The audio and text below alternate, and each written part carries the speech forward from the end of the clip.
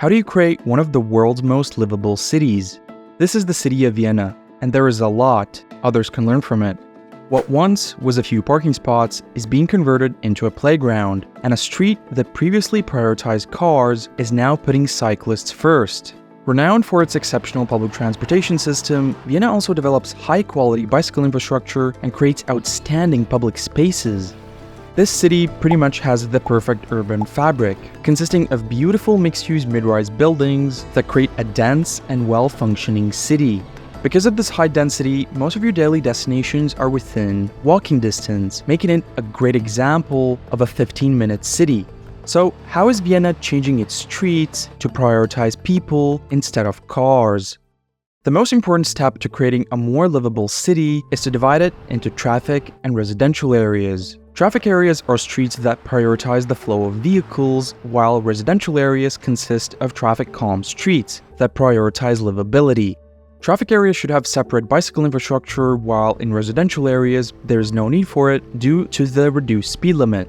Slower speeds can be achieved through traffic calming measures like building chicanes and speed bumps.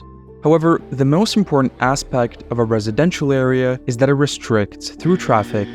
This is what you call an access road. It is purposely made one way for cars so that only people who need to get there use the street.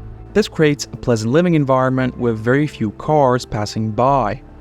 Here's another access road where through traffic is limited by simply installing a few concrete blocks. This is the concept of filtered permeability. While cars cannot get through and have to turn around, people walking and cycling can pass freely. Pay attention to just how quiet the street is in this dense neighborhood. This is a prime example of how any city in the world can drastically improve the quality of life by installing a few concrete blocks.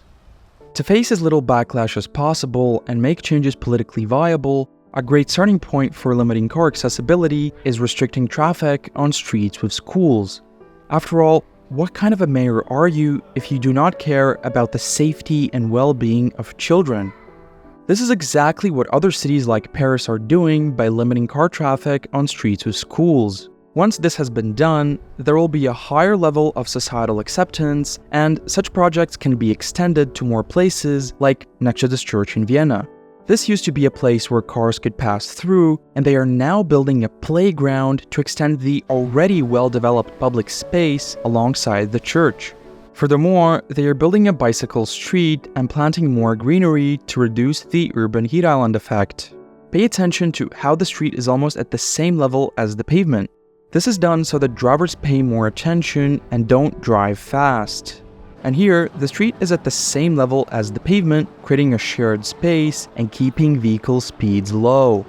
On larger roads, medians can be installed to prevent overtaking, which is especially important at bus stops. Drivers cannot overtake when the bus drops off passengers because people will cross the street at a pedestrian crossing anyway, where drivers would have to yield. These are some of the things Vienna is doing to create safer streets and a more livable city.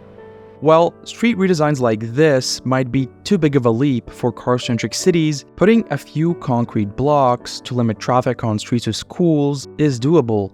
It will be interesting to see how the city continues to develop its streets in the future. And for more in-depth solutions to street design, recommend watching my video about road and street design in the Netherlands. As always, make sure to leave a like if you enjoyed the video and subscribe for more videos about making cities better places to live.